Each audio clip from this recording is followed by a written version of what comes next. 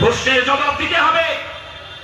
তৃণমূল বিজেপির নেতারা দায়িত্ব নিয়ে বলতে পারবেন মালদা জেলায় ক্যান্সার আক্রান্ত মানুষের জন্য বাংলা মেডিকেল কলেজে, উত্তরবঙ্গের কোন মেডিকেল কলেজে কেমোর ব্যবস্থা করতে পারবেন?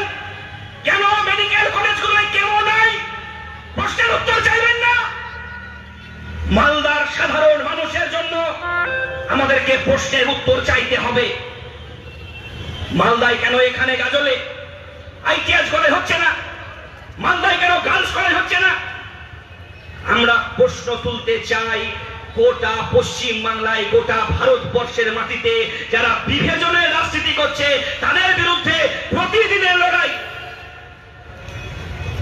বিজেপি এবং তৃণমূল, কারা বিজেপির নেতা? যে শুভেন্দু অধিকারী এখন যদি পেট ছিলেন তৃণমূলের ভাগ পাবেন, এখন যদি শুভেন্দু অধিকারী ঠেকুর তোলেন তাহলে দেখবেন তৃণমূলের ভাত গলা দিয়ে বেরোচ্ছে। আর আপনাদের এলাকার যারা বিজেপি তৃণমূলের নেতা তাদের গায়ে এখনো সিপিএমের গন্ধ পাবেন। তারা আজকে বিজেপির নেতা হয়ে সন্ত্রাস তৈরি করার চেষ্টা করছেন, বামপন্থীদের উপরে আক্রমণ করছেন। মনে রাখবেন, এই বিজেপি এবং তৃণমূল যে সেটিং এ রাজনীতি করছেন, এই বিজেপির নেতাকে 2002 সালের গোদলাকাণ্ডের কথা ভুলে যাবেন, যখন গুজরাটের মাটিতে দাঙ্গা লাগিয়েছিল, 2061 জন মানুষকে সেদিন খুন হতে হলো। গুজরাটের মাটিতে আমার মুসলিম মায়ের পেট ছিঁড়ে বাচ্চাকে বের করে ত্রিশূলের উপর নাচিয়েছিলেন কে? তখন দেশের ওই রাজ্যের মুখ্যমন্ত্রী কে ছিলেন? নরেন্দ্র মোদী। সে আজকে ভারতবর্ষের প্রধানমন্ত্রী। ভাববেন না কিভাবে যাচ্ছে দেশটা, কিভাবে রাজ্যে রাজ্যে চলছে? কৃষকের ফসলের দাম কি হবে? শ্রমিকের ঘামের মজুরির দাম কি হবে? পরিযায়ী শ্রমিক প্রতিদিন এই মালদা, মুর্শিদাবাদ, উত্তর দিনাজপুর, দক্ষিণ দিনাজপুর থেকে ট্রেনের টিকিট কাটার পর্যন্ত পয়সা নেই, পিঠে ব্যাগ নিয়ে অন্য রাজ্যে কাজ করতে চলে যাচ্ছেন। এই যে আপনাদের জেলার ছেলে তন্ময় মুর্মু, নিস্তার শেখ টাওয়ারে কাজ করতে গিয়ে অন্য রাজ্যে পরে মারা গেলেন, এদের ভবিষ্যৎ কি হবে? রাজ্য সরকার কি ভাবছে? এদের কথা ভাবতে হবে না যে বাংলার পরিযায়ী শ্রমিকরা প্রতিদিন চলে যাচ্ছে অন্য রাজ্যে? এর বিরুদ্ধে আমাদের প্রতিদিনের লড়াই। যে বাংলার মা মাটিতে আমার মা বোনেদের হাতে আজকে রান্না করতে গেলে চিন্তা করতে হয় কড়াইয়ে কতটুকু তেল ঢালবো। আমার মায়ের আঁচলে আজকে আগুন লাগিয়ে দিয়েছে। আজকে পশ্চিম বাংলায় বামফ্রন্ট সরকারের সময় 50 টাকা কেজি সরষের তেল ছিল, সেই সরষের তেলটা আমার মাকে আজকে 200 টাকা কেজি কিনতে হচ্ছে। মসুরির ডাল 100 টাকা কেজি, 40 টাকা 50 টাকা কেজি চাল কিনতে হচ্ছে। আর পশ্চিম বাংলায় বামপন্থী ফ্রন্ট সরকারের সময় গ্রামীণ অর্থনীতি উন্নতি করার জন্য কৃষককে জমি দিয়েছিল বর্গাদার, পাট্টাদারের মাধ্যমে। এক ফসলি জমিকে দু ফসলি, দু ফসলি জমিকে 3 ফসলি করেছিল।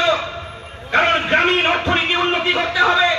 গ্রামের মানুষের হাতে পয়সা এলে বাজার তৈরি হবে গ্রামে, আর গ্রামে বাজার তৈরি হবে, শহরে বড় বাজার তৈরি হবে। আর শহরে যখন বড় বাজার তৈরি হবে তখন বড় বড় কারখানা হবে, আর সেই কারখানায় গ্রাম বাংলার ছেলেরা কাজ পাবে। দিদিমণি আসার পরে একটা সেফটি পিনের কারখানা উদ্বোধন করতে পারলেন না, কারখানা বন্ধ করলেন, স্কুল বন্ধ করলেন, আর 26-এর নতুন মডেল লাইসেন্স দিলেন। দিদিমণি প্রতিবাদ করবেন না, রাস্তায় নামবেন না। আজ রাস্তায় নামার সময় এসেছে। গ্রাম বাংলায় বামফ্রন্ট সরকার আসার পর গ্রামীণ উন্নতির ফলে গ্রামে মহাজনী সুদের কারবার বন্ধ হয়ে গিয়েছিল। একটা সময় গ্রামের মধ্যে আমার মারা, আমার কাকিরা, আমার দাদারা মহাজনের কাছ থেকে ইন্টারেস্টে টাকা নিত। বামফ্রন্ট সরকার আসার পরে কৃষি ব্যবস্থার উন্নয়ন হলো, শিল্প হলো, আম শিল্পের উন্নয়ন ঘটলো, এসএসসি টেট পরীক্ষায় কাজ পেল। বাংলায় গ্রামীণ অর্থনীতি যখন উন্নতি হলো, মহাজনী সুদের কারবার বন্ধ হয়ে গেল। আর দিদিমণি আসার পরেই দেখেন আমার গ্রামে গ্রামে পাড়ায় পাড়ায় মহাজনী সুদের কারবার শুরু হলো অন্য কায়দায়। আমার মারা, আমার বোনেরা, কেউ বৃহস্পতিবার, কেউ মঙ্গলবার, কেউ বুধবারের দিনে হাতে একটা বন্ধনের বা আশার খাতা নিয়ে কিস্তি দেবার জন্য বসে থাকে। কেন? 28%, 30% ইন্টারেস্টে টাকা। কেন টাকা নিচ্ছে আমার গ্রাম বাংলার মা বোনেরা? কারণ কারোর মেয়ের বিয়ে দিতে হবে, কারোর স্বামীর জন্য ওষুধের দরকার। বামফ্রন্ট সরকারের সময় যে ওষুধের 5 টাকা দাম ছিল, দিদিমণি আর ভারতবর্ষের প্রধানমন্ত্রীরা এই দলগুলো তারা ভোটের সময় নির্বাচনী বন্ডের টাকা নিয়ে ওষুধের দাম বাড়িয়ে দিয়েছে।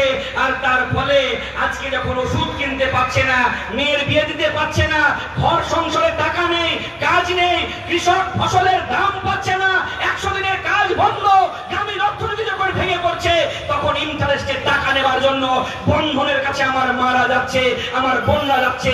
আর সেই টাকা শোধ করার জন্য আমার বাড়ির দাদাকে, ভাইকে পরিযায়ী শ্রমিক হিসাবে অন্য রাজ্যে কাজ করতে যেতে হচ্ছে।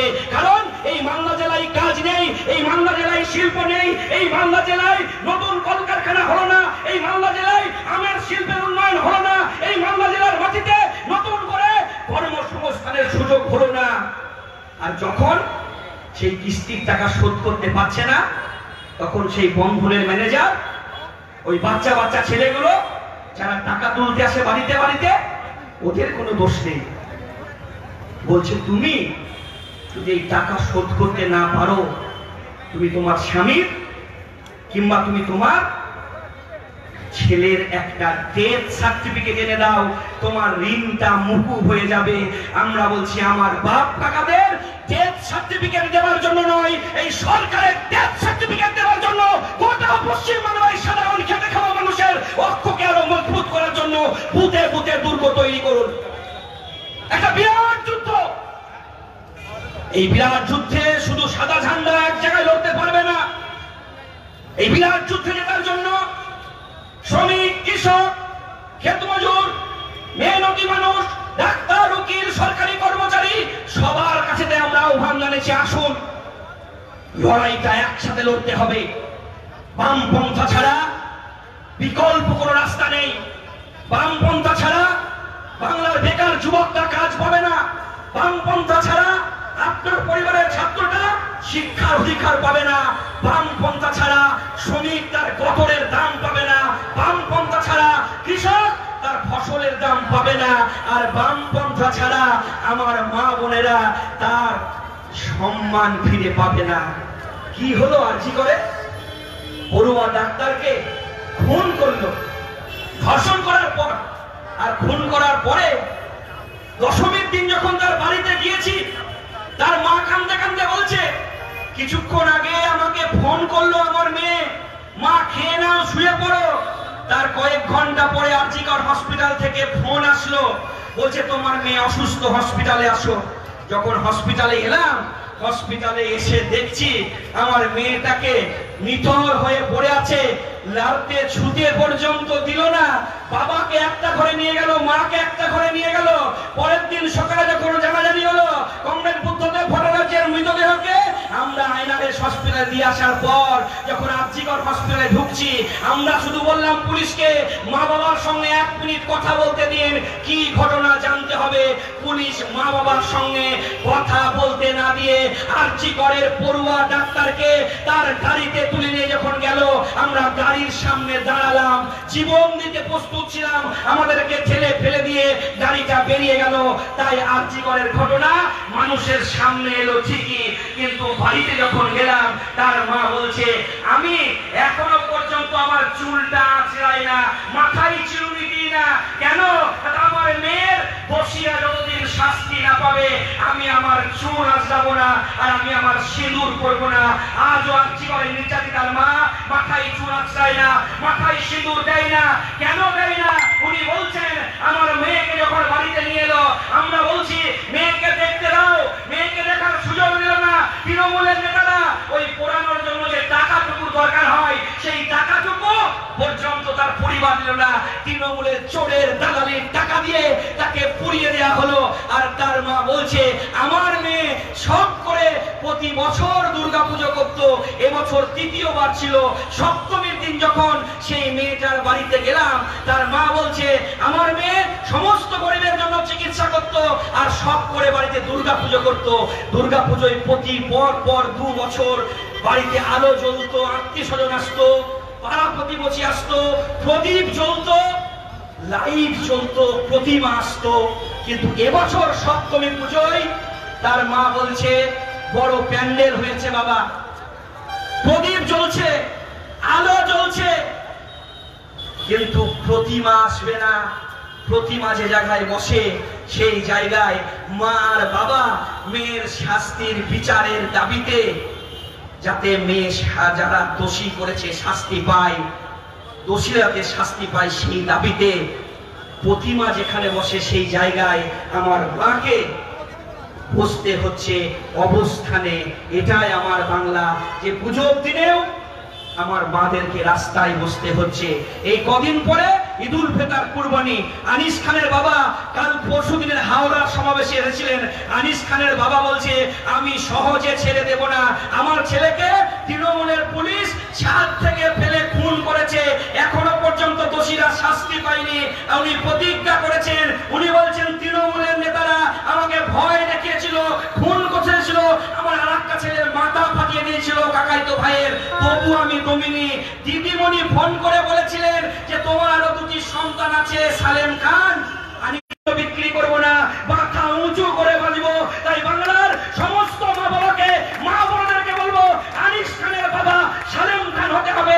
আর্জি করেন নির্যাতিতার মাকে দেখে শিখুন কিভাবে লড়াই করতে হবে। সকলকে অভিনন্দন, লাল সালাম জানিয়ে আমি আমার কথা শেষ করছি। এই জিন্দাবাদ।